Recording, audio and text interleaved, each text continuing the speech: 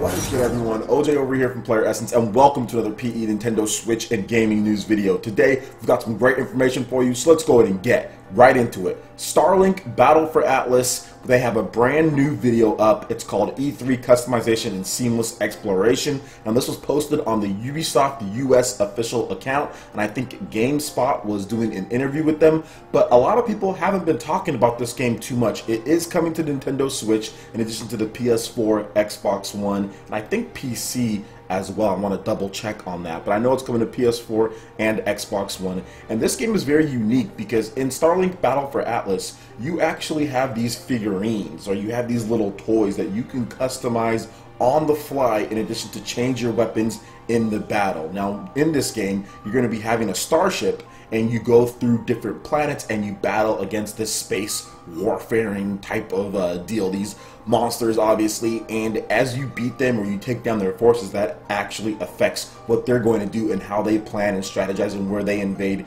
in real time. So I think it's pretty cool. So let's go over some of the other details about this game, just so you can kind of get to know about what Starlink Battle for Atlus is all about. It is launching in 2018. So this is coming from the official Ubisoft US page. In Starlink Battle for Atlus, you're part of a group of heroic interstellar pilots dedicated to free the Atlus star system from the forgotten legends, an evil robot force. Starlink Battle for Atlus offers a whole new gameplay experience. Build your own modular starship model, mount on your controller, and take part in epic space combats. Equip your model with different parts, and your starship changes in-game in real time. Assemble your fleet, mix and match your pilots, starship, and weapons to create your own playstyle and defeat the enemy. Fully customize your starship, the choice is yours. Mix and match pilots, hulls, wings, and weapons to assemble your ideal starship with an unprecedented level of customization and creativity. Changes to your physical ship instantly appear in-game, allowing you to immediately jump into the battle.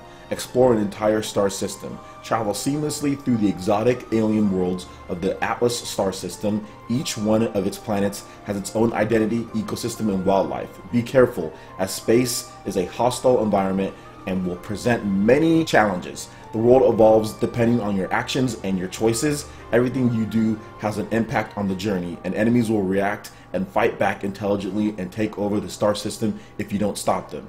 Get creative in combat. Build your unique playstyle, experiment with different pilot abilities, weapon types, and status effects to discover and unleash devastating combos upon your enemies and overcome deadly challenges. So one of the cool things that I like about this game is the fact that you can do those combos where basically like you can hit them with ice or something like that, then you can melt them with fire. There's like different things that you can actually put onto your starship, and it's not 100% tied to the actual in-game like figures, or the figures in real life, I should say, more like it.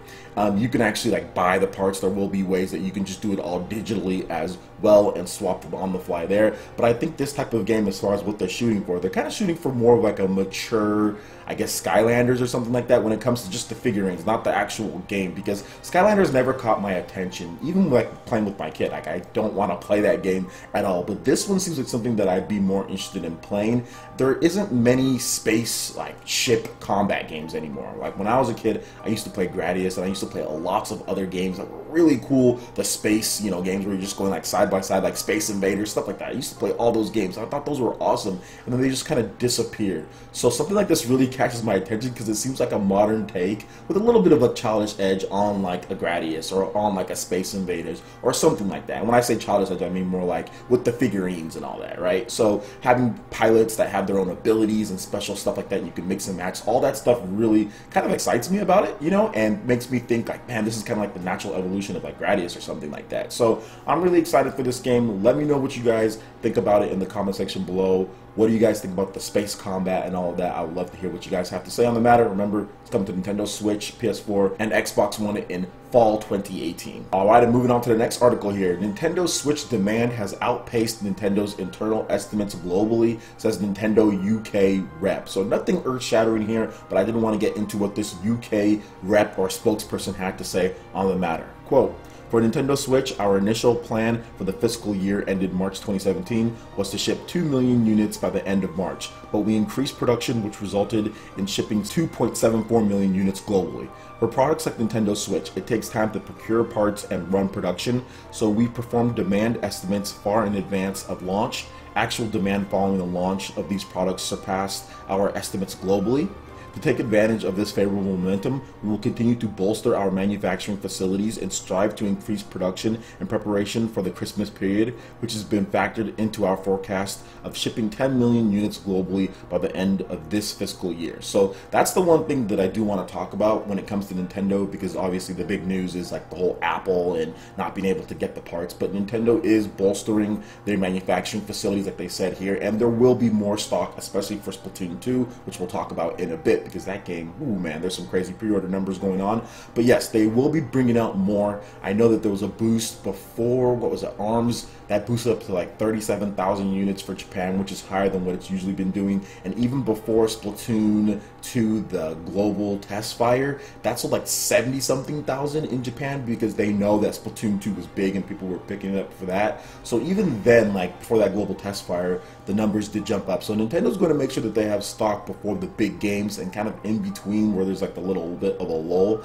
between titles you might not see as much. The big games will get that big stock. So if you haven't got a Nintendo Switch at this point yet, look forward to it, because Splatoon 2 is launching in a few weeks here, and I'm pretty sure Nintendo's going to have a lot of stock for that, because the pre-order numbers are quite good. So speaking of that, let's go ahead and get into the next article here, and that is Splatoon 2 has 800,000 pre-orders in Japan, maybe a little bit more or less, according to Stealth via Twitter. Shoutouts to my boy there, Stealth, doing his good thing, talking about Nintendo, always has great facts as well. So he's saying that it should be the top selling Nintendo Switch game in Japan pretty much at launch, and I would say yeah, it's pretty much going to be the top selling Nintendo Switch game at launch. I mean, considering the fact that in Japan the system sold 73,000 units just for people to get ready for the test fire, which was just a beta. It's just a demo basically, it's not even like a demo that you keep, it's just like a limited time demo, and it sold that much. So yeah, a lot of people are gearing up and getting ready for Splatoon 2, and this is according to the COMG charts, which tracks pre-orders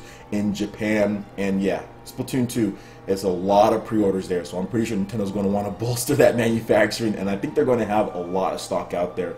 I would guess that the Nintendo Switch is probably going to sell somewhere between 120,000 units in Japan if they can have the stock, and if they don't, then I'd say somewhere around 80 to 100,000. But I would think it's definitely going to almost break six figures there as far as the unit sales for that week leading into Splatoon 2. So I'm looking forward to seeing that. But Splatoon 2 itself, it's looking to be a fantastic game. There's a lot of different stuff that you can do as far as the combat options, as far as what they did with the single player, the multiplayer, the spectator mode. Now you have the league battles. There are so many different elements added into the game. I can see why so many people are hyped, and even Nintendo getting more into the esports scene at E3, and just kind of like how they did the team battles in the game. Everything is lining up for this just to be an amazing experience that Splatoon fans are really going to enjoy, and I know I'm going to enjoy playing it because of the multiple options, right? Because with Splatoon 1 on the Wii U, you just had the gamepad that you can use, and if you didn't like the gamepad, well, too bad.